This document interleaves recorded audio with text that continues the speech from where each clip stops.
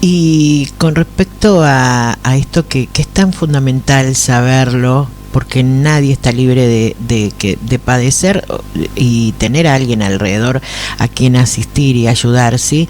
El 16 de octubre será el Día Mundial del RCP, y la información que tenemos que dice que hasta 50.000 vidas en riesgo cada año, y por qué saber esto del RCP puede cambiarlo todo, ¿no? Así que vamos a hablar al respecto con el doctor Silvio Aguilera, sí, él es el presidente de la Fundación Emergencias, y nos va a ampliar esto de saber el RCP, sí, que es la resucitación cardiopulmonar, sí, y en sí otros tipos de, vamos a aprovecharlo que lo vamos a tener en línea, ¿no? Para que nos cuente acerca de las asistencias que uno puede realizar ante una emergencia, ¿sí? Doctor, buenos días, ¿cómo le va? Soy Karina Cambiela.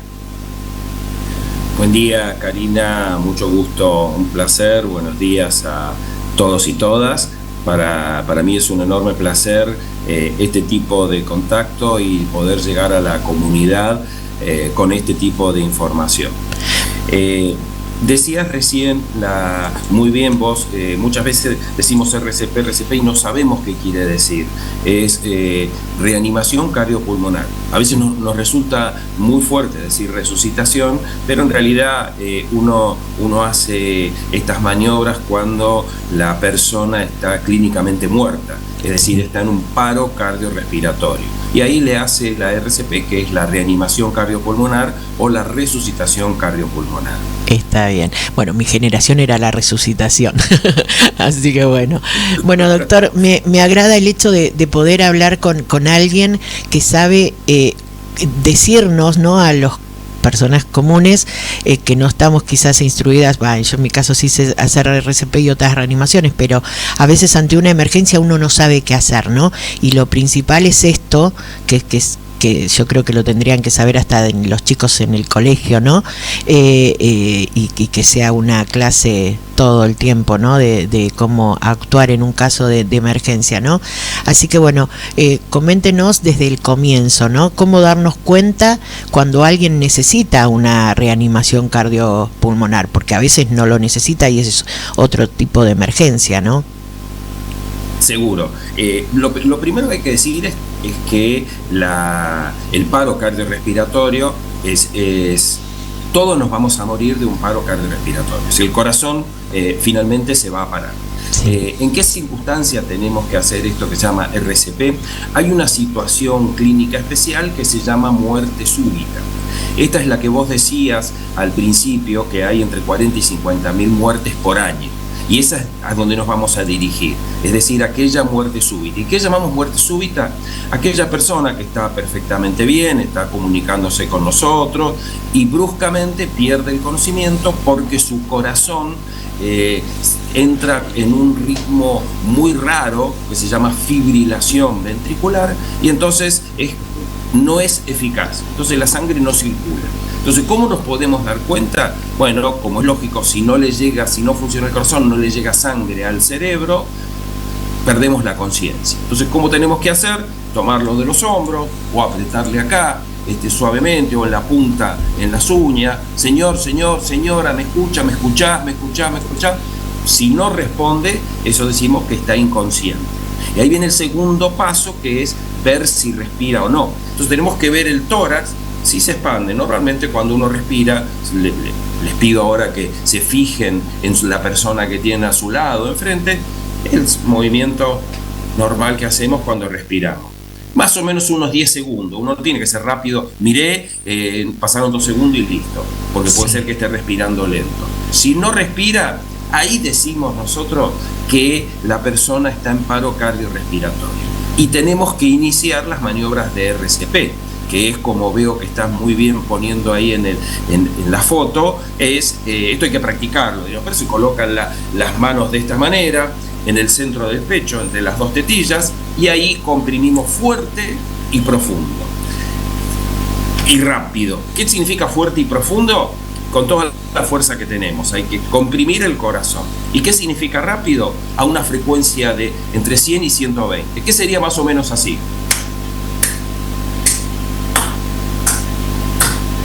Ahí hay que hacer. Ahora, ¿con esto alcanza? No. El corazón, que está como un flan, esto que decíamos, una fibrilación ventricular, necesita un choque eléctrico. ¿Y con qué se lo damos? Con un aparato que se llama desfibrilador externo automático. Por lo tanto, no es posible que solamente con las compresiones del corazón, el corazón vuelva a latir. Si la persona, estamos haciendo maniobras de RCP y se despierta, es porque realmente no estaba en un paro cardiorrespiratorio y no hay problema. Es decir, es preferible darle algún masaje de más a alguien que de menos. Perdón, doctor, usted dice de asistirlo con un desfibrilador, pero no todos tenemos un desfibrilador a mano ante una situación de emergencia. En su momento se hacía lo de la respiración boca a boca entre espacio de ese masaje, ¿no? De esa compresión en el pecho. Ahora, si no tenemos desfibrilador, ¿qué hacemos entonces? Bien, acá son dos preguntas diferentes. Una, si hacemos ventilación o no. Para el personal que no es de salud, ya está comprobado que no hay que hacer ventilaciones. ¿Por qué? Porque lo más importante es mantener la presión del tórax sobre el corazón para que por lo menos un poco de sangre circule. Eso es lo más importante. Si nosotros hacemos las ventilaciones, primero que hay que tener mucha práctica, y lo segundo es que cuando uno hace las ventilaciones interrumpe las compresiones. Por lo tanto, lo más importante son las compresiones. Entonces, hoy lo único que se hace es lo que llamamos nosotros RCP solo manos, que la Asociación Americana del Corazón, la Asociación Europea, todos lo dan como una técnica para aquellos que no son personal de salud. Personal de salud es otro tema, pero como nos estamos dirigiendo a la población en general, así que, ¿qué tenemos que hacer? Ver que la persona está inconsciente, ver que no respira, y ahí iniciamos las compresiones. Sí. Y viene la segunda parte. ¿Tenemos un desfibrilador? Bueno, cada vez hay mayor cantidad de instituciones que tienen desfibrilador. Sí. Como en nuestra casa no tenemos desfibrilador y en la calle no hay un desfibrilador, lo que tenemos que hacer es pedirle a alguien que llame por teléfono. En general, en nuestro país, el 107, el 107. Es el número de teléfono de salud. Y bueno, si vos que estás ahí en Almirante Brown, va a llegar el servicio de emergencia, el 107 de Almirante Brown, o el que esté en Capital Federal, el SAME de Capital, o el que esté en Lanús, el SAME de Lanús. En fin, en cada lugar hay un servicio de emergencia, sí, que cuando llegue lleva el desfibrilador, ya sea el manual o el automático. Está bien por eso. Y una suposición, ¿no? La persona no necesita RCP, ¿cómo nos damos cuenta que se está ahogando y hacerle otras maniobras? Bueno, cuando nosotros tenemos una persona que está en paro cardiorrespiratorio, está inconsciente. Es decir, ese es un caso. Sí. El otro caso puede ser lo que vos te referías, quizás es al atragantamiento. Yo estoy comiendo en un restaurante, en mi casa, tranquilo, sin ningún problema, y me pongo un bocado muy grande en la boca, y cuando voy a tragar, no puedo tragar. Como sabemos, nosotros tenemos a nivel del cuello dos cañitos. Uno que está adelante, que es el que llega al pulmón y lleva el aire, y otro que está más atrás, que es el que lleva la comida y llega al estómago. Por algunas circunstancias, es un bocado muy grande, va a obstruir los dos cañitos. Entonces, ni puede progresar hacia el estómago y obstruye la vía aérea. Entonces, nosotros, generalmente uno dice, esta es la forma en que uno se manifiesta, no va a poder respirar. Nosotros lo primero que tenemos que hacer es preguntarle, ¿podés respirar? ¿Podés hablar? Y hay dos posibilidades. O que diga, sí. Es decir, que se está obstruido parcialmente, o se le digo, respira hondo, tosé. Y es solo el aire va a empujar ese cuerpo extraño. La otra posibilidad es que no esté obstruido completamente, entonces ahí se hace una maniobra donde yo me coloco por detrás, le coloco el puño y la mano en la boca del estómago y hago estas compresiones.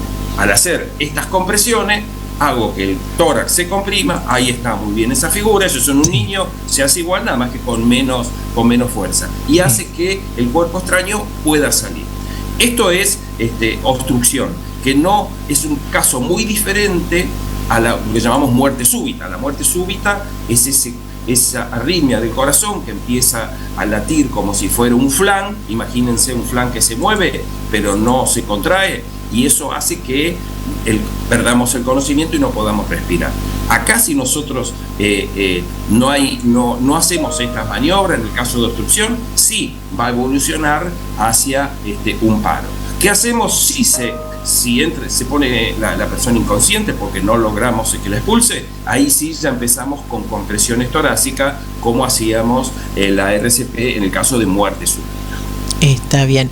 Y doctor, cuando en sí, yo decía al comienzo del programa que todos deberíamos saber primeros auxilios más que nada, y el tema del RCP.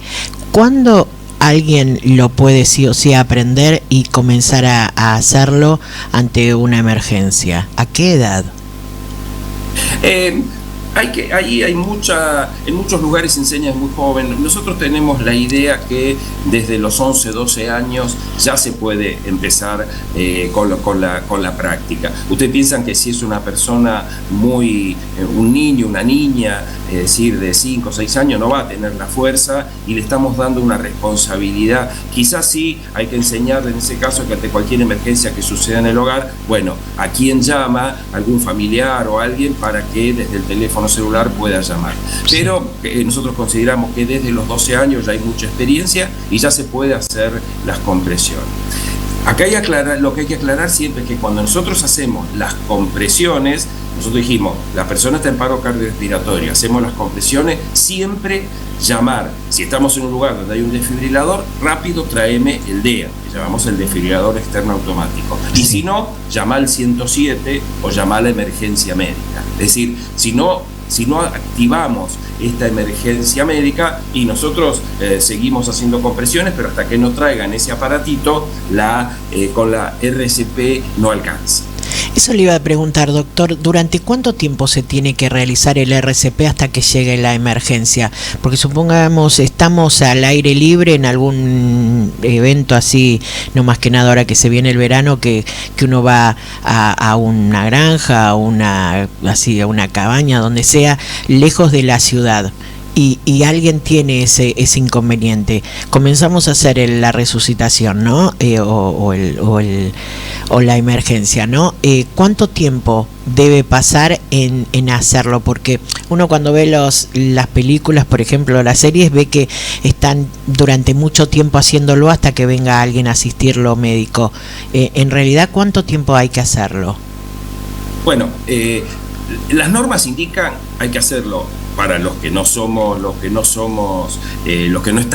diríamos, yo sí, para los que no están dentro del área de la salud, hasta que llegue el personal de salud o llegue el DEA, o hasta que estemos agotados. Si yo estoy solo, me voy a agotar rápidamente. Si somos 2 personas, lo que se recomienda cada 2 minutos ir cambiando para no agotarnos tanto. Hay que tener en cuenta que si pasa mucho tiempo y no se aplica el desfibrilador, las posibilidades de recuperación son cada vez menor. Es decir, si yo empiezo a hacer RCP y tarda media hora, 45 minutos en llegar una ambulancia, es muy difícil que pueda revertir. Es decir, si yo estoy en una zona rural, las chances de recuperación de esa persona que está en paro cardiorrespiratorio son muy escasas. Está bien, doctor. Y ustedes desde la Fundación Emergencias realizan, ¿no?, cursos y todo lo que tiene que ver con acudir, ¿no?, ante una emergencia, la enseñanza, ¿no? Sí, nosotros dictamos cursos básicos y cursos de avanzado. Los cursos de avanzado son aquellos cursos que van dirigidos al personal de salud. Son cursos que llamamos soporte vital avanzado, tanto de resucitación como de trauma. Y damos cursos también de RCP y primeros auxilios, que son cursos básicos. Para que tengan una idea, nosotros más o menos capacitamos por año entre 9.000 y 10.000 personas. Bueno, doctor, lo que usted quiera agregar y realmente qué bueno esto de concientizar a través de la fundación para que el ciudadano común, ¿no?, aprenda estas simples cosas que pueden salvar vidas, no solo la de alguien conocido, sino hasta estar en la vía pública o en un transporte público y ayudar, asistir, ¿no? Sí, dos cosas. En primer lugar, agradecerles a ustedes por poder comunicar así como decías, el 16 de octubre es el Día Mundial de la RCP. Nosotros consideramos todo septiembre el mes del corazón y todo octubre el mes de la RCP. Nosotros hacemos muchas acciones, dictamos muchos cursos, talleres a lo largo del mes para concientizar. Creo que hay dos etapas. Una es esta, a través de los medios, como hacen ustedes, de concientizar. Y lo segundo es aprender. ¿Y cómo aprendo? Haciendo un curso. De esa manera, son cursos muy sencillos, donde esta explicación que yo hice la hacemos un poco más en profundidad y después enseñamos cómo se hacen las compresiones y cómo se utiliza un desfibrilador externo automático. Doctor, Sí, no, lo último digo, usted cuando era chico, ¿no? Generalmente pregunto eso a las personas que entrevisto. Cuando era chico pensó así, sí, obviamente seguro que ya sentía la necesidad y eso de ser doctor, ¿no? Pero a esta altura de su vida, tomar más que nada eso de que está enseñando a salvar vidas a otros. Bueno, yo desde... Mi abuelo era médico, ¿no? Sí. Y falleció cuando tenía 101 años.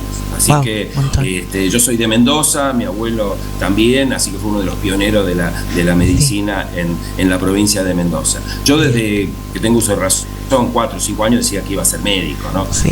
Cuando uno es chico, yo decía que iba a ser cirujano cardiovascular, bien sofisticado. Bueno. Después hice clínica médica y ahora ya hace más de 30 años que me dedico a la emergentología. Sí. La emergentología es una especialidad nueva en la Argentina. Recién se la autorizó el Ministerio de Salud en el año 2010, es decir, es una especialidad que tiene 15 años, es muy, muy nueva. Sí. Y realmente para los emergentólogos es una pasión. Nos gusta la enseñanza, nos gusta y cada vez que sabemos de un caso que se ha revertido por la acción, no digamos del personal de salud, sino por algún transeúnte, por alguien que hizo algún curso de RCP básico y pudo ponerlo en práctica, realmente uno siente que vale la pena seguir instruyendo gente. Nosotros llevamos desde que estamos en la fundación, más de 50, 60.000 personas que hemos capacitado. Quizás de esos 60.000, 1 o 2 le tocó en estos años hacer una reanimación, pero cuando nos cuentan y que la persona sobrevivió, bueno, uno dice, vale la pena seguir capacitando en resucitación cardiopulmonar. Sí, seguro. Y por sobre todas las cosas, justo anoche me pasó de estar en contacto con alguien que es bombero y también paramédico y yo le decía, estuviste en el momento justo indicado y le digo, aunque vos no lo creas, yo que soy católica no digo, ahí está Dios de por medio, o sea, Dios te puso en ese lugar y estás en eso, y me gusta eso también de que obviamente usted es parte de eso, ¿no? De estar en este mundo para el bien y enseñar y poder sacar adelante un montón de casos de personas que a veces no se cuidan y terminan pidiendo una emergencia y que ustedes les salvan la vida, ¿no? Con su trabajo. Sí, yo creo que para cerrar un poco es importante lo que voy a decir, que del cuidado, del autocuidado, que no se cuidan. Uno puede prevenir esto y hay una serie de factores que hacen que tengamos más riesgo. No necesariamente, pero el tabaco, la obesidad, el sedentarismo, el colesterol alto, hay una serie de diabetes, es decir, hay una serie de condiciones que algunas son modificables y otras no, que hacen que nosotros tengamos menos riesgo. Entonces eso es lo que llamamos la prevención primaria. cuidémonos, consultemos con nuestro médico, nuestra médica, cuáles son aquellos factores de riesgo que hacen que yo pueda tener una enfermedad del corazón, que son las mismas del cerebro. Es decir, sí, lo que pasa acá es que se tapa una arteria y puede ser del corazón, del cerebro, y eso nos lleva a este tipo de circunstancias. Entonces, esa es la prevención primaria. Después viene otro tipo de prevención una vez que ya me enfermé, pero muy importante lo que decías vos del cuidarse, ¿no? Sí. Hoy el cuidado de la salud ocupa algo muy importante por este tema de que nos enfermamos por multifactores, no es un solo factor que hace que nos enfermemos. Entonces, si nos cuidamos, bueno, vamos a tener menos probabilidad. Nosotros vamos a estar contentos, los emergentólogos, que vamos a tener menos trabajo, pero preferimos tener menos trabajo y que las personas vivan con mayor salud y vivan más años. Seguro, siempre digo, y a veces hablándolo también con mi doctora cardióloga al aire, la doctora Robilote, que a veces le reclamamos a los médicos o al sistema de salud en general que nos solucione problemas que los podemos evitar uno como ser humano, ¿no? Y que decimos y nos enojamos cuando en la guardia no nos atienden rápido, y decimos, pero ¿por qué llegamos a la guardia? ¿No? Porque no nos cuidamos a veces en algunos casos, ¿no? Así es. Y una cosa importante que decías vos, si me permitís, a veces uno se queja, va a la guardia y no lo atienden rápido. Cuando uno va a la guardia no es como cuando va a la farmacia o a una tienda y saca un número. Si ahí van por el número 25 y yo saqué el número 50, me van a atender después del 49. Ahora, cuando yo voy a la emergencia, en general alguien me pregunta, me hace algún tipo de pregunta, y eso hace que algunos se los atienda antes, no se los atiende por orden de llegada, sino por gravedad. Entonces, a veces esto hay que comprenderlo, que si yo voy por una situación, tengo todo el derecho de ir a una guardia porque me duele la cabeza desde hace 5 días, pero probablemente no me atiendan tan rápido como si voy con alguna dolencia aguda. Entonces esto también hay que tener en cuenta que, bueno, a veces en las guardias uno dice, pero este señor llegó 20 minutos después que yo y lo están atendiendo antes. Bueno, porque su sintomatología, su patología hace que tenga prioridad por sobre otros. No, y a veces pasa también es que uno pretende que atiendan rápido y como que descarten a los anteriores y no le den el tiempo suficiente, ¿no? Y esas cosas también hay que tomar en cuenta y ser, yo cuando voy a algo ya programado, como quien diría, y alrededor mío hay gente que ya se enoja porque dice, mirá, todavía no llamó, a veces, o ahí está un paciente hace media hora, y yo digo, discúlpeme, le digo, pero esa media hora capaz que está después con usted, entonces que nos vamos a quejar porque está con usted media hora, y me miran como diciendo, ¿qué dice? Pero es así, o sea, todos queremos llegar y que nos atienda, y en realidad no estamos solos en ese tipo cuando nos atienden, que queremos que sea rápido, pero bueno, está bien, es comprensible, siempre es comprensible. Hay que ir con una dosis de paciencia. Totalmente. Bueno, doctor, muchísimas gracias, y acá tiene esta puerta abierta de Telemix y de la FM también, para que usted en forma personal o a través de la Fundación Emergencias tengan un lugar para la difusión, ¿sí? Estamos viendo que los pueden seguir a través del Instagram, ¿sí? De Fundación Emergencias OK, o también ingresando a la página de la Fundación, ¿sí? Así que cualquier cosa, estamos acá.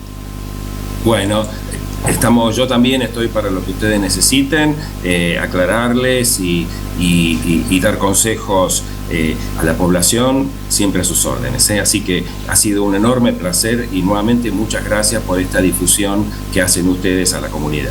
Gracias, sí. Era el doctor Silvio Aguilera, sí, presidente de la Fundación Emergencias.